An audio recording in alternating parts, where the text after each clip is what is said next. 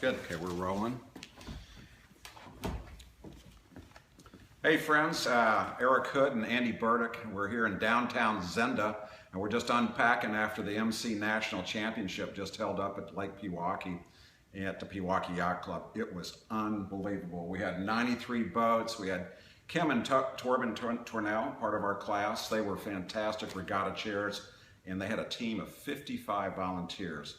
We got all 7 races in. It was really exciting. The first 5 were medium heavy. Most of the time, people that had crews took crews, and there were a few people who didn't need crews. We'll talk a little bit about that, but so many of you have been writing in and calling to both Andy, myself, Jimmy Glick about, hey, what happened at the MC Nationals? Great write-up on the class website that you can see. Put some gold nuggets in there and some comments and some race results and stuff. So always default to mcscout.org or melgus.com to get full information. But let's get right to the national champ, our 12-time national champ, Andy Burdick. It's pretty amazing, 12 national championships, Andy. And I just want to read something to you here real quick. 3, 3, 1, 2, 2 for your medium heavy races, those first 5 races, then a 13-13 in the light races, which were challenging. It's pretty amazing. The competitors right behind you. Folks, for those of you that were not there, there were 5 boats that really kind of sailed out in front of everybody. It was fun to watch from my 12th spot. Mark Teaser in the first 5 medium heavy races really sailed well. It really looked like it was going to be a dogfight between just Andy and Mark. But things changed. The regatta changes. We got to 2 lighter races towards the end, and it really flipped the scores around.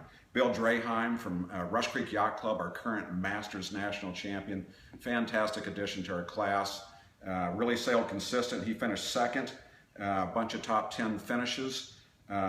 Frank Regg, our youth champion, finished 3rd. This guy won a race. It's really exciting to see young talent coming on strong. And then Dan Fink, who did so much to make all this happen for us. All of you that were there, tireless worker. Dan went out and won the first and the last race, one in medium heavy, and one in very light. So good job to Dano on that. But those 5 sailors were out there. Andy, I want to flip it over to you so the people can hear from you. I think probably the neatest thing, I've watched you, we've been together for almost 30 years as friends and teammates and sailors in the class, but you're sailing with your son, Finn. How old is Finn? He's 9. 9 years old. And yeah. You guys just actually won the Sea Scout National Championship a couple weeks ago. But just tell me, tell the group here a little bit, what's it like sailing with your son? Why is it important? What's the conversation like? I'm sure it's quite different than what it was with older teammates of yours that have been successful with you, Peter Keck, Justin Hood, others, Vince Porter, who were older when they sailed with you. Now you have a 9-year-old. What's that like? Yeah, it's a lot of fun. It keeps the sailing light. The atmosphere is light in the sense that we're just out having a good time. You know, when I sail with my daughter Maya and Finn on the Seaboat, it's the same thing. We just want to go out and have fun. We want to learn as we go. It's refreshed my attitude for the sport because now I have even more desire to go out and practice, to go out and sail with other members in the fleet, to get tuned up and get the kids tuned up in a sense too, so that they're prepared for all those regatta situations that we face. So it's been a learning process. It's been a lot of fun. Yeah. I don't use Finn unless it's windy on the MC, but like you said, we had some really good races with breeze. So he had the opportunity to go and help out. Yeah, it was fun. You know, there was one race I remember in particular, y'all. Peter Strothman, new addition to our class, which is fantastic, had his 7-year-old son. And I'm in about 4th, and I think Andy's 5th right on my transom, and right next to us in 6th is Peter Strothman. And Finn and Peter's son were going right at it, having a conversation, talking about who's going to beat who, and it was just exciting. But I think more and more we've seen this family aspect come back into the class, and it's so refreshing. It's not kill, win. It's go out and be with the people you want to be with, sail fast, have fun. The beauty of the MC is that you can do it. You can add a little extra weight and still be extremely competitive. Yeah, the MC allows you to sail with 2 people if you want, and that's what's great about the boat. You can sail single-handed, or you can go sail with 2. Yeah. And heck, I even sailed a regatta with 3 once. That's right, at White Lake. I clearly remember it. I was winning a race there. I don't normally do that too often in a national championship, but I had one in the bag. But a boat was hunting me down, and I looked back, and I saw 3 people on the boat. And it was, at that time, I think Finn was 6, and Maya would have been about 8. Yeah, so fun stuff. Hey, let's move on to the racing, Andy. In my report, you know, I wrote down a couple things I thought were critical to success at this challenging regatta at Pewaukee. They're all challenging when you have 93 boats, but you know, a great start. Well, it's not necessarily a great start. I put in there that you had to have a great lane. Those first couple of minutes are so important. I put clear air, an obvious one, dark water, more pressure, more horsepower, and then direction to the mark. So that's what I wrote, but I'm just, you know, I'm just kind of sailing well. I'm not sailing great. Andy, what are you know, the comments that were coming from the crowd were, Andy was just kind of like in 15th, and then he made one tack and he was in 7th, he made another tack, he was in 2nd. And it happened race after race after race. You had a calmness and a smoothness about you that obviously you have a very high priority on some thought process. Can you share a little bit about your first beats and how you get up to that top mark in the top 3? Sure. With 93 boats, you have a big starting line. So my big concern right away is don't leverage yourself out too much to one side and be overcommitted. With how shifty it was on Pewaukee, even in the breeze, I knew that starting in the middle in a conservative spot would allow me to see which side looked good up the first beat. My goal was to be in the top 20 at the top mark. If I was in the top 20 at the top mark, I felt comfortable that I could get a good score on my scorecard.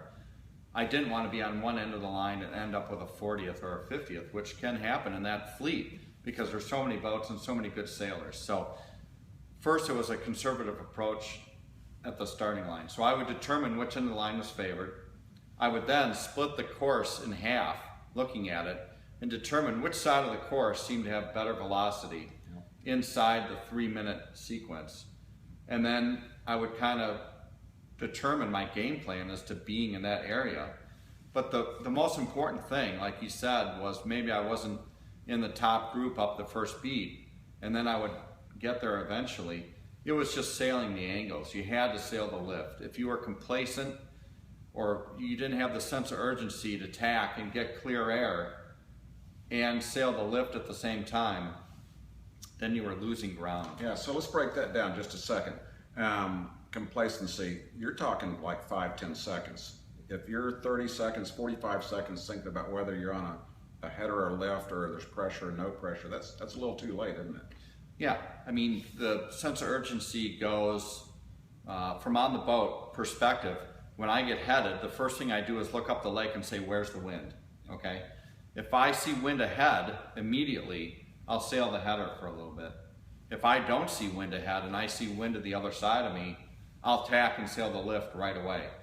Some important things there. 1, you have to have your head out of the boat and looking up the lake. 2, you have to have great boat handling, because the sense of urgency comes in that if you need to tack and you're in a tight spot with other boats, you need to be able to duck and maneuver around the group that's near you. So the game plan is one thing, but boat handling is the #1 thing in the MC for me. I would agree. I had 4 top 10s and 3 dingers, real dingers. The one race where I led at a mark was my absolute worst start. And to Andy's point, I have good boat handling, and I did some real tight ducks, but I did it with speed, and it's back to boat handling. So boat handling is a big deal. I think the gold nugget I just picked up was, you know, I've had a mindset of just being in the top 10. Andy's like, I just want to be in the top group because it's the first leg of a 5-leg course. So that's some great wisdom. Well, thanks, Andy. You know, Andy and I both want to share with you that, here we are on July 1st, and we have a really exciting summer in front of us. We have the Inland Yachting Association Championships at Lake Geneva with the new Buddy Melga Sailing Center. We'll get to celebrate the legend and everything that we've all enjoyed our whole lives because of Buddy and his father, and and what they delivered to us as scow builders and teachers. So that's going to be a big celebration at the end of August. 5 days of racing. I think it's the 24th through the 28th, thereabouts. ILYA.org. We also have the Masters Nationals down at a fun spot. I've sailed there. It's a great spot. Privateer Yacht Club in Chattanooga on the river. Just a little bit of current. It's seriously, it's not a bad deal. It's a wide spot. It's a beautiful spot. They're really big on having fun there. That's going to be a great regatta. That's at the end of September. And then, hey, let's look to next year, because there's something very special that's going to happen. We're going to have the MC National Championship at Crystal Lake, Michigan. One of the prettiest, nicest lakes in our entire world, and we're excited about that. And in closing, Andy and I want to thank you all. We love this class. We do a lot of teaching. We want to help you. Please email us or call us anytime.